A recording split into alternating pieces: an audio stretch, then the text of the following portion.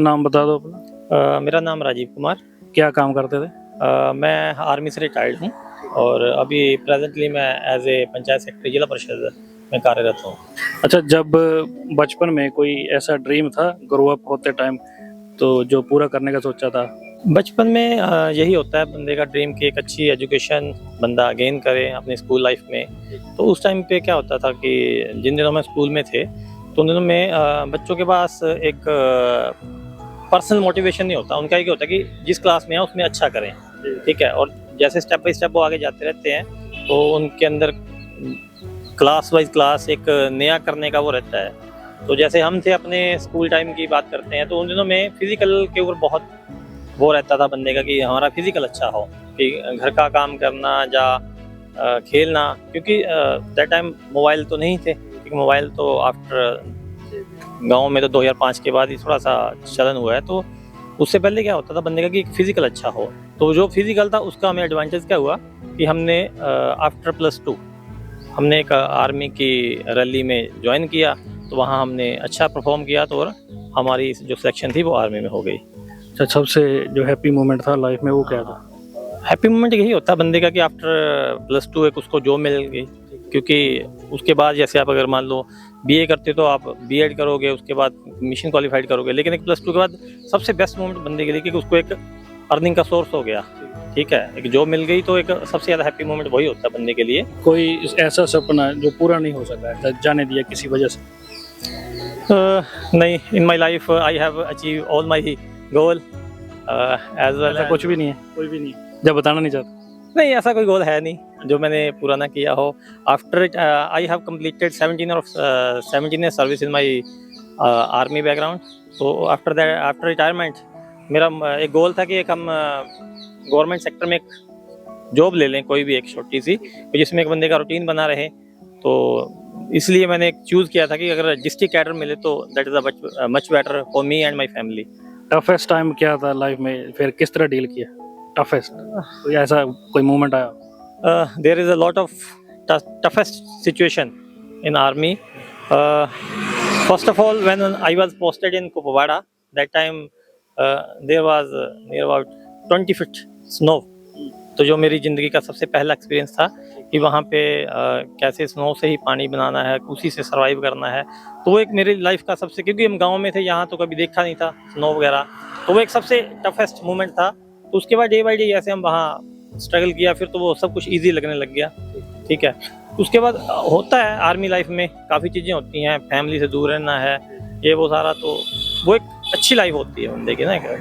तो अभी मैं यहाँ पे जैसे मुझे पता चल पा रहा है कि ये आपने कॉम्प्लेक्स बनाया है, तो इसके पीछे क्या विजन था, मतलब किस तरह से सोचा कि? मेरा विज़न ये था कि मैं जैसे यहाँ पे आजकल क्या कि गांव में लड़कों के पास स्कोप नहीं होता जॉब के लिए। तो मेरा था कि मैं शॉपिंग कॉम्प्लेक्स बनाऊँ, कुछ ऐसा रखूँ कि जिसमें 4-5 लोगों को बिजनेस मिले, ठीक है। तो फिर मैंने काफ़ी सर्च किया, थोड़ा आगे यहाँ लोगों से डिस्कस किया, फिर मैंने यहाँ शॉप बनाई है। अभी मेरे पास क्या है, एक यहाँ पे कपड़े की दुकान है, रॉयल फ्रेश गैलरी, ये लड़का यहाँ हमारा लोकल खड से है, ठीक है। एक मेरे पास बिजली का काम करता है लड़का, जयशंकर लाइट्स है। फिर और है टेंट हाउस वाला लड़का है, मेडिकल वाला है, कुछ रेंट पे लड़के भी रहते हैं जहाँ पे रूम्स वगैरह दिए हैं। तो इस तरीके से होता है कि बंदे को अगर फैसिलिटी मिले, तो उस तरीके से मेरा था कि बंदों को मतलब एक, क्योंकि आजकल जॉब क्रिएशन बहुत कम है गवर्नमेंट सेक्टर में, देखा जाए तो जॉब क्रिएशन बहुत कम है। तो मैक्सिमम क्या है कि पढ़ लिखने के बाद लोगों को ये नहीं होता कि हम अर्निंग सोर्स कैसे करें। तो ठीक है, हर बंदे के पास रोड हाट पे ज़मीन नहीं है, ठीक है। अगर ज़मीन है तो उनके पास कंस्ट्रक्शन के लिए उतना अवेलेबल नहीं हो पाता। तो मेरा विज़न ये था कि लोग जो हमारे नियर बाई लड़के हैं उनको बाहर न जाके फॉरेन कंट्री में जाते हैं लड़के कमाने के लिए, या कहीं अदर स्टेट में जाते हैं, तो अपना यहाँ लोकल अपना नॉर्मल अर्निंग करें और अपनी फैमिली का टाइम स्पेंड करें। कोई ऐसा सिचुएशन बताओ जहाँ आप किसी की हेल्प की थी लाइफ में और बहुत अच्छा फील किया हेल्प करके। डे बाई डे तो हम डेली सोचते हैं सुबह उठ के कि ज़िंदगी में किसी के काम आए, ठीक है। तो मेन हेल्प क्या होती है बंदे की, क्योंकि हम किसी को हेल्प क्या कर सकते हैं, किसी को पैसा उधारा दे दिया, ठीक है, जा किसी को एक जगह से, जैसे लोगों के पास क्या होता है कि मुझे यहाँ से वहाँ ड्रॉप कर दो, ये होता है। तो फाइनेंशियली तो चलो हमारे काफ़ी सर्कल में है जिनको कभी जैसे ज़रूरत पड़ जाती है वो विद इन मंथ रिटर्न कर देते हैं। तो ऐसा कोई आया नहीं कि जिसके हमने बहुत ही ज़रूरतमंद की हेल्प की हो।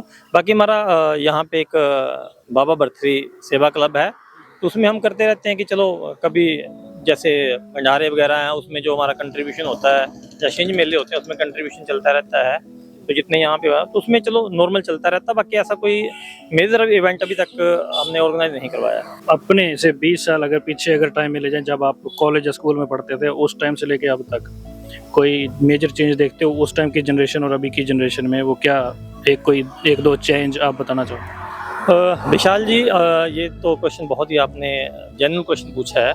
चेंज हमारे टाइम में और आज की जनरेशन में there is a lot of change, because जब हम थे अपने स्कूल में तो हमारे अंदर पेशेंस जो थे, हम में नहीं, हमारा जो एक पूरा एक क्लास का जो हमारी एक एज ग्रुप हुआ करता था, हाँ, उनमें एक पेशेंस जो वर्ड था वो उनके अंदर बहुत ज़्यादा था। बट आज की सिचुएशन में हम देखते हैं कि बच्चों के अंदर, इवन कि हमारी एज सेक्टर के लोग भी हैं, उनके अंदर भी पेशेंस बहुत कम है। क्योंकि हम रोड पे भी चलते हैं या कहीं चलते हैं, देखते हैं कि लोग अगर कहीं क्रॉसिंग करना है तो रुकते नहीं है, ज़बरदस्ती निकलते हैं। वो जो रीजन बनता है वो रोड एक्सीडेंट का कारण बनता है।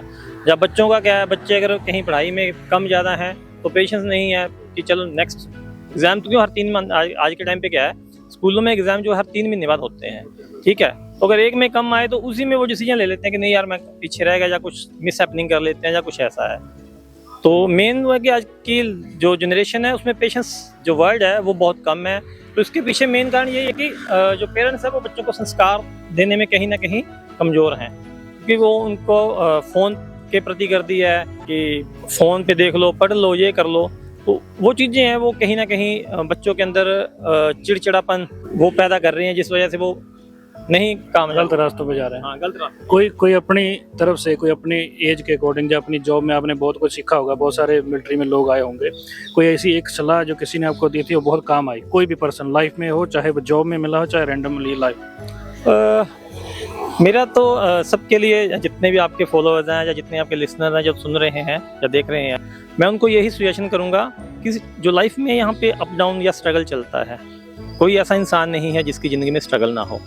तो ऐसा नहीं है कि अगर दिन है तो रात भी आएगी, अगर सुख है तो दुख भी आएगा, दुख है तो सुख भी आएगा। तो सिचुएशन क्या है कि change is the law of nature.